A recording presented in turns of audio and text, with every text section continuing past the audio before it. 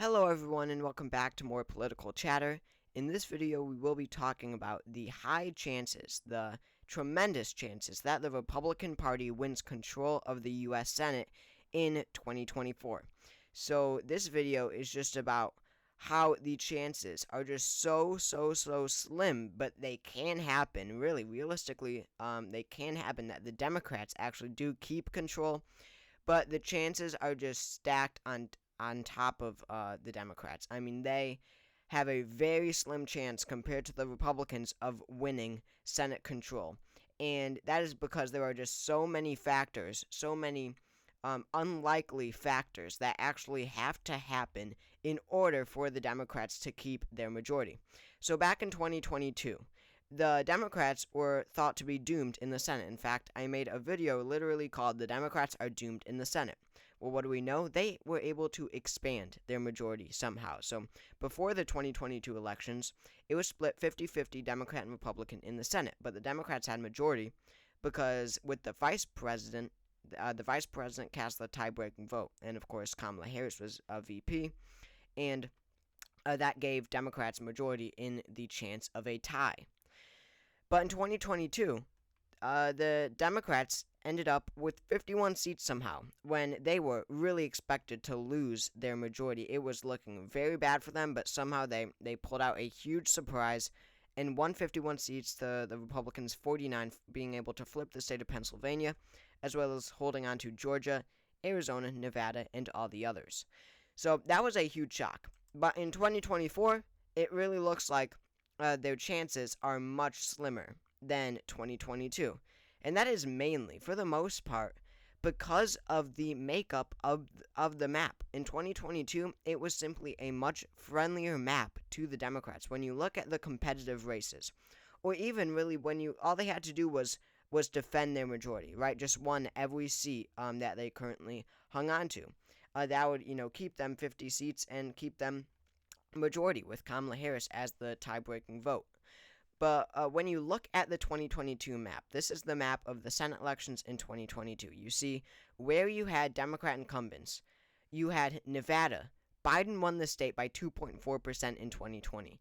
Arizona, this was a Biden state in 2020. Georgia, this was also a Biden state in 2020. And then, when you look at the states that they could actually possibly flip, you had Wisconsin, which Biden won in 2020, and Pennsylvania, which Biden won by over a point in 2020. So when you look at the map from 2022, looking back on it now, even though the national environment was really looking like it was heavily Republican, when you look at the generic ballot, the Republicans were leading by huge margins. But when you look at the map, it's really not all that surprising that Democrats were, able to hold all of their seats and then expand because, in the competitive races, they were all Biden states. The only competitive race that wasn't was North Carolina. Trump won it by very little in 2020, but this was a Republican seat anyway. Democrats did not have to flip this one. But 2024 is a much different story because when you look at the map, you have a few states, some very competitive states like Nevada, Arizona, Pennsylvania, Michigan, Wisconsin. These all went to Biden in 2020. Now, all of them were very slim margins, so these will be very close races. And the thing is, there are all Democrat incumbents in in these states: Wisconsin, Michigan, Pennsylvania, Nevada, Arizona. So that makes it a lot harder. If it was currently 51 and 49 and the Republicans had a few of these states, right? If they had a senator in Michigan or Pennsylvania, Democrats could flip these states like they did in 2022. But that is not the case. Instead, they have to defend all of them, and that is a much different story, a much less friendly story towards the Democrats. But what really hurts Democrats in 2024, that's much different from 2022, is just two states, Montana and Ohio. Because these are not just swing states. These are not states that went to Biden by 0.3% like Georgia or Arizona. And it's not even like North Carolina, which went to Trump by about 1% or less than 1%, I think, in 2020. It's not even like that. These are deeply Republican states. These are not friendly towards the Democrats on the presidential level at all. And you wouldn't think the Senate level, but Montana and Ohio both currently have Democratic senators up for re-election in 2024. I mean, it's a shock to a lot of people. I mean, let's just look at the numbers for a second. This is the presidential map in 2020. Ohio voted for Trump by 8%. That's one thing. Split ticket voting is now a rarity. Very few people, vote Republican on the presidential level and Democrat on the Senate level. But an 8% margin is one thing. It is a tough hill to climb, but it's not like Montana. Montana voted for Trump by 16% in 2020. Those margins will only increase in 2024 for Trump, right? Trump will win by about 20%, I'm predicting, in Montana, and about 11% in Ohio right now. That's where I have the ratings. So, 11%. Both of these states will be so tough where, you have these Republican voters who are voting for Donald Trump on the presidential level.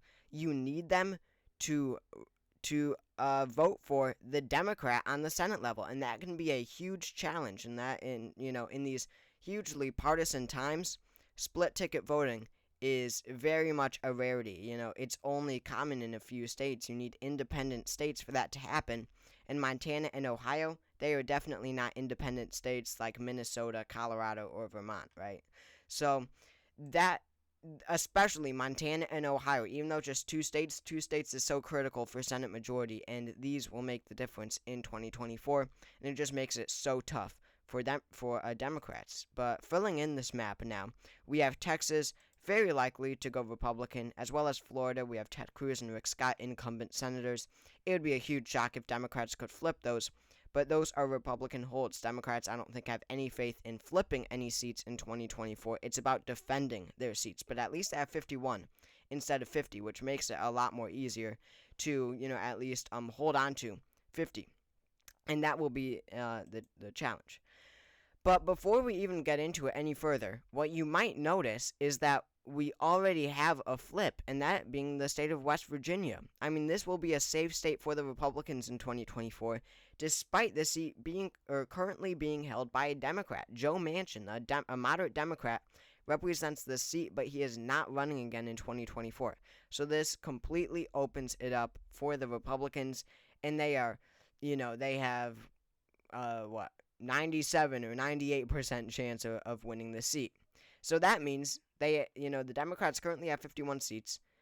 If the Republicans have a guaranteed flip, that already lowers it down to 50. So the Democrats need to keep it at 50, and then we'll go into, what happens if it's 50-50. So West Virginia, very likely to go Republican. Nebraska at large, polling is indicating that this may be close, but that ultimately will go to the Republicans. New Mexico will go Democratic, almost certainly. And then when you look at the new polling coming out of Wisconsin, Michigan, and Pennsylvania, it is looking very favorable towards the two Democrat incumbents in Wisconsin and Pennsylvania, Tammy Baldwin and Bob Casey, as well as the Democrat congresswoman who's running for Senate in this open seat in Michigan. So I'm heavily expecting the blue wall to go to the Democrats. As well as Maryland, I doubt Larry Hogan, despite how popular he is, as a Republican, can win the Senate seat there. And then polling looks great for Democrats in Arizona, and I bet Jackie Rosen hangs on. Nevada Democrats are a very competent party. And then, of course, Virginia, we have incumbent Tim Kaine, Democrat, who'll win re-election. And then when you look at Montana and Ohio, this is my current prediction. I do think that Sherrod Brown will hang on. I think it's by a tilt margin, but I believe that Bernie Moreno is a weak enough candidate, and Sherrod Brown is a strong enough candidate, especially if Sherrod Brown talks about working people first. That kind of message enough, which of course he is doing. That's the centerpiece of his campaign. I think that Sherrod Brown can hold on. Considering, again, a 10-point margin for Trump in Ohio, with a small Democratic win in the Senate, with a small Sherrod Brown win in Ohio. That's one thing. But a 20-point win for Trump, and then a small Democrat win for Jon Tester in Montana, the incumbent senator, I really doubt it. I don't know how Jon Tester can possibly hang on in 2024 with the presidential ballot, it would be a miracle. He got lucky in 2018 because it was a midterm election. It wasn't with a presidential ballot. So he was able to win by 3%. But in 2024, it's a presidential election as well. I seriously doubt he can possibly win. I would give that to the Republicans. So in my current prediction, I have Senate control flipping to the Republicans because they flipped 2 states, Montana and West Virginia. That gives them 51 seats. So already the odds are really stacked against the Democrats. And to make it 50-50, Democrats would have to hold on to Montana. When you look at these red states, their next best chance to get it 50-50 is Montana. After that, who knows? It's probably Texas, and that is completely out of question. So in Montana, that is extremely unlikely. The latest poll from, I believe, Emerson College shows Tim Sheehy, the Republican nominee in Montana, up on Jon Tester by 3%. Now, this race is indicating it will be a close race, but I really think that the polls will be overestimating how much people split ticket vote.